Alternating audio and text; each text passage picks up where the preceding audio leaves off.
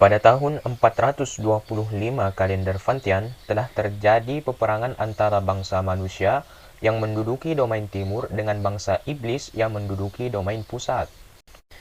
Jadi perlu teman-teman semua ketahui bahwa benua Tianyan atau latar tempat Donghua ini terbagi menjadi 5 bagian, yaitu domain timur, barat, utara, selatan yang disebut juga bagian luar, dan domain pusat yang disebut juga bagian tengah. Bagian luar dari benua Tianyan dikenal sangat kaya dengan sumber daya kehidupan sehingga banyak dihuni oleh bangsa manusia. Adapun bangsa iblis yang lemah, mereka dipaksa tinggal di bagian pusat yang terkenal gersang dan minim sumber daya kehidupan. Hal itulah yang membuat salah seorang pemimpin sekte iblis melakukan serangan ke domain timur agar dapat menguasai sumber daya kehidupan yang dimiliki penduduk yang berada di domain timur. Tentu saja hal itu tidak dibiarkan begitu saja. Salah seorang pemimpin sekte yang menduduki domain timur, yaitu sekte Qingyan, menahan pasukan iblis yang menyerang kota, sehingga membuat pertarungan pecah di antara kedua belah pihak.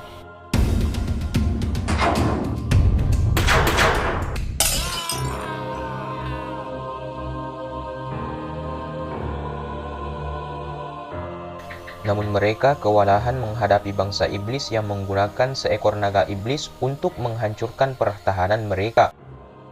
Melihat hal itu, pemimpin kuil awan turun tangan untuk menghadapi naga iblis tersebut.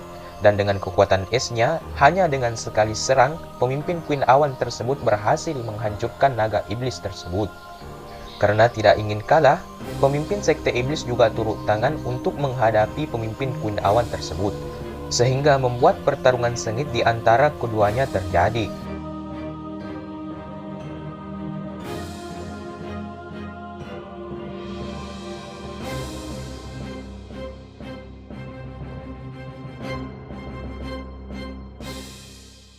Setelah mengeluarkan teknik terkuatnya, pemimpin kuil awan terluka parah sehingga harus tertidur untuk waktu yang cukup lama. Xin kemudian berpindah ke Kabupaten Chongmin di domain timur, di mana memperlihatkan klan Luo yang sedang terlibat dalam perselisihan keluarga. Adik dari pemimpin klan yang haus akan kekuasaan dan kekuatan membunuh kakaknya sendiri dengan bantuan kekuatan iblis. Dan setelah ia menduduki posisi ketua klan, dia kemudian memfitnah kakaknya sebagai pengkhianat klan dan memenjarakan Tuan Muda beserta semua murid divisi teratas klan. Bukan hanya itu, semua murid klan dijadikan sebagai sasaran latihan tentara klan, hingga mereka semua babak belur dan tidak berdaya.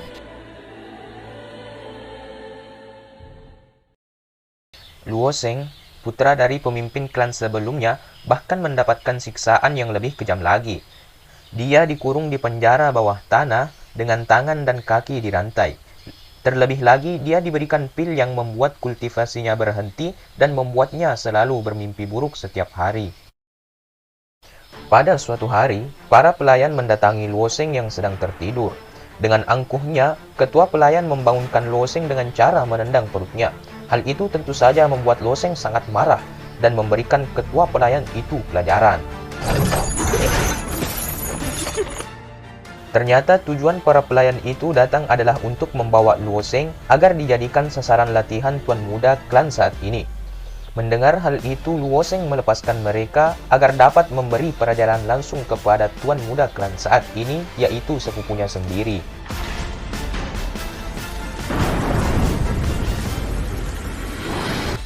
Sesampainya di tempat latihan, Luo Sheng mendapati para murid klan dijadikan sebagai sasaran latihan. Melihat hal itu tentu saja membuat darah Luo Sheng mendidih dan langsung memberi pelajaran kepada mereka semua.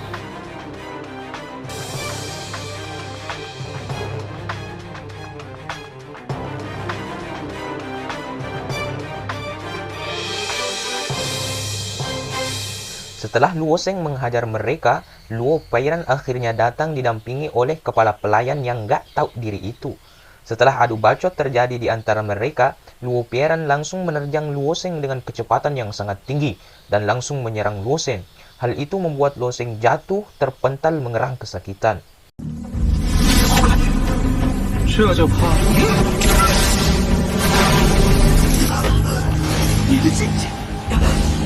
Luo Sheng tidak menyangka ternyata kekuatan sepupunya telah mencapai ranah akhir penyempurnaan tulang. Tentu saja hal itu berada di atas Luo Sheng yang masih berada di ranah penyempurnaan tulang tingkat menengah. Ternyata penyebab sepupunya mengalami peningkatan kekuatan dengan sangat cepat adalah karena dia mengkonsumsi pil suci penciptaan langit dan bumi, peninggalan leluhur klan. Hal itu tentu saja membuat Luo Sheng sangat kaget, karena hal itu dianggap melanggar aturan dari leluhur. Namun Luo Sheng hanya bisa protes karena dia sudah tidak berdaya lagi. Di dunia ini tampak sekali bahwa yang kuatlah yang akan berkuasa, dan yang lemah akan selalu tertindas. Sebelum meninggalkan Luo Sheng, Luo Pieran memberitahukan perihal adiknya, yaitu Luo Yan, yang berada di tahanan di Gunung Suci Api Penyucian.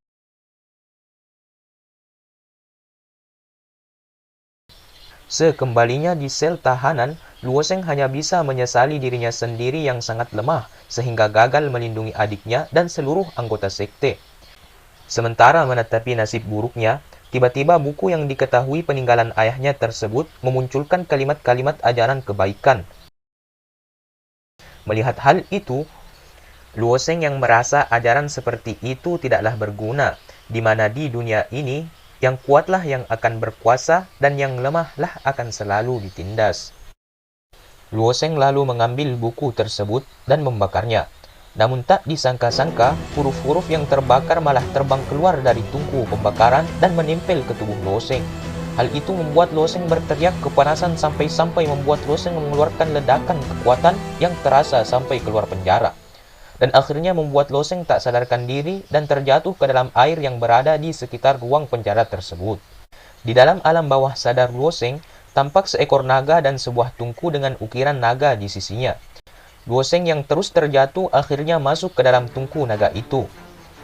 Di dalam tungku naga itu, Luo Sheng mendapati tubuhnya seperti terbakar. Belum tahu apa sebenarnya yang terjadi, tiba-tiba muncul meteor dari langit yang menyerang Luo Sheng.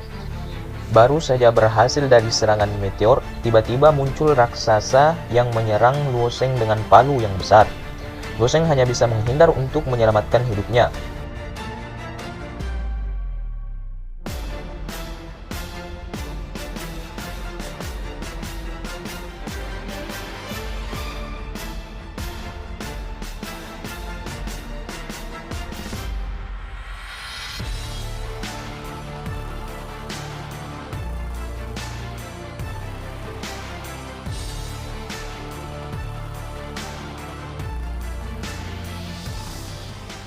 Sampai akhirnya datang raksasa yang membawa pilar dan menjepit tubuh Luo Sheng. Di dalam himpitan pilar, Luo Sheng melihat bayang-bayang ayahnya yang menyuruhnya untuk tetap hidup dan menjaga adik serta seluruh anggota klannya.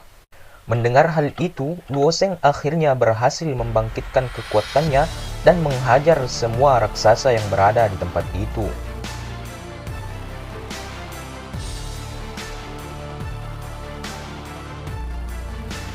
Setelah berhasil menghajar para raksasa, Luo Sheng akhirnya melompat keluar tungku, dan di luar tungku ternyata naga tadi sudah menunggu Luo Sheng dan mengejarnya.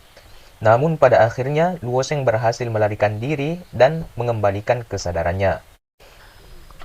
Ternyata peristiwa yang baru saja dilalui Luo Sheng merupakan proses perubahan tubuh menjadi senjata pusaka yang abadi.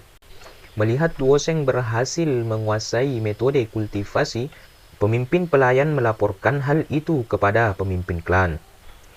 Mendengar hal itu, raut wajah ketua klan langsung berubah dipenuhi dengan emosi, karena dia sangat tidak menginginkan Luo Sheng mengalami perkembangan karena akan berbahaya baginya di masa depan.